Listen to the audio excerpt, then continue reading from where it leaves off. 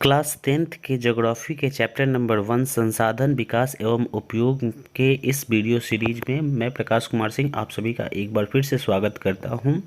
आज हम लोग बात करेंगे संसाधनों के प्रकार के ऊपर। तो चलिए संसाधनों के प्रकार के ऊपर बात कर लेते हैं। तो चलिए वीडियो को स्टार्ट करते हैं। जैसा कि आप लोग देख रहे हैं कि ऊपर हेडिंग में है विकसित संसाधन।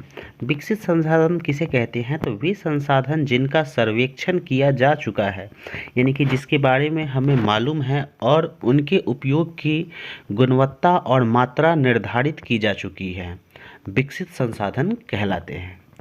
उसके बाद है भंडार। भंडार कहने का मतलब हमें मालूम होता है कि भंडार यानी कि उसका जो मात्रा है वो भंडारित है, ठीक है। तो देखिए, पर्यावरण में उपलब्ध वे पदार्थ जो मानव की आवश्यकताओं की पूर्ति कर सकते हैं, परंतु उपयुक्त प्रौद्योगिकी के अभाव में उनकी पहुंच से बाहर है।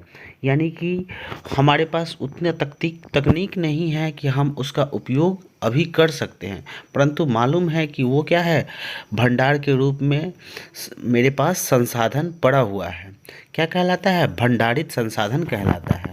उदाहरण में आप लोग देख सकते हैं, लिखा हुआ है कि जल क्या है? गैसों हाइड्रोजन और ऑक्सीजन का यौगिक है। जल जो है H2O वो क्या है? हाइड्रोजन और ऑक्सीजन का यौगिक है। इससे हाइड्रोजन का ऊर्जा का मुख्य स्रोत बन सकता है, परंतु इसका प्रयोग करने के लिए हमारे पास तकनीक नहीं है।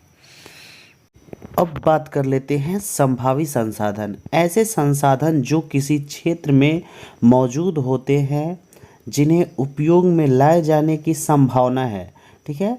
अभी उनको उपयोग में लाया नहीं गया है, लेकिन उपयोग में लाने की संभावना है, लेकिन इसका उपयोग अभी तक नहीं किया गया है। लिखा हुआ है कि इसका उपयोग अभी तक नहीं किया गया है, संभावी संसाधन कहलाते हैं। ऐसे संसाधन जिनकी संभावनाएं होती है उन्हें संभावी संसाधन कहलाते हैं, मतलब कि अभी हम उसे प्रयोग में नहीं लाए हैं। जैसे में राजस्थान एवं गुजरात में पवन और सौर ऊर्जा की अपार संभावनाएं हैं, लेकिन इसका विकास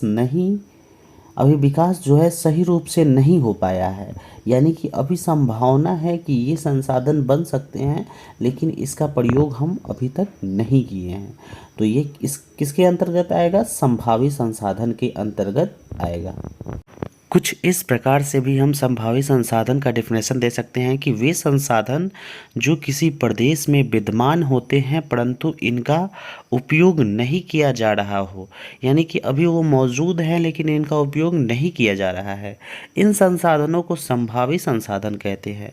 उदाहरण के लिए भारत के पश्चिम भाग, विशेषकर राजस्थान और गुजरात में पवन और सौर संसाधनों की अपार संभावना है, परंतु इनका सही ढंग से विकास नहीं हुआ है, ठीक है।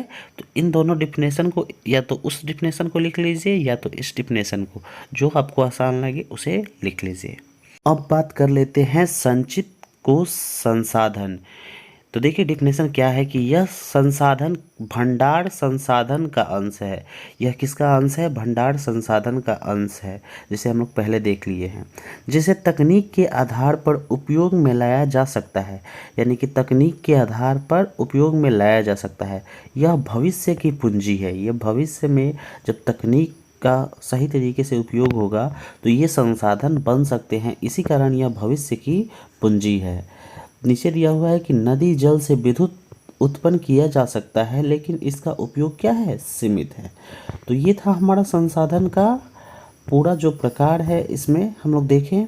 नेक्स्ट वीडियो में और भी चीज़ को देखेंगे। अगर वीडियो आपको अच्छा लग रहा है तो इसे लाइक और अपने दोस्तों के साथ शेयर ज़रूर करें।